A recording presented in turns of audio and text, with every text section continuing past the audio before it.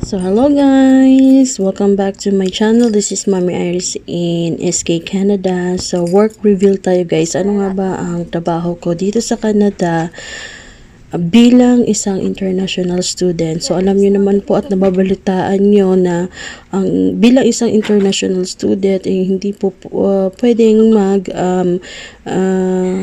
mag-work ng more than 20 hours, but recently merong bagong policy or may bagong rule si Canada na pwede na kaming mag-work 24 hours in a week.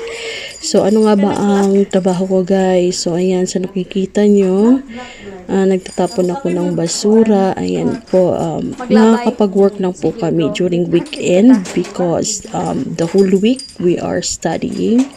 And just so you know guys that we have a work permit, so we can work also outside campus and so or off campus. So ayan po, ayan, nagtatapon ako ng basura. So guys, ito na, sasabihin ko na po ang trabaho ko ay dito sa Canada ay isa po akong caregiver. Yan, nag-aalaga ako ng matanda. Of course, alam niyo naman, pag Pilipino ay all around tayo guys. Hindi lang tayo nag-aalaga ng isang matanda, nagpapalinis, nagpapaligo ng isang matanda, naglilinis ng pot nila. Nag-ano rin tayo guys, naglilinis din tayo ng mga dumi. Yan po. So alam niyo na po guys, ang trabaho ko dito ay isang caregiver.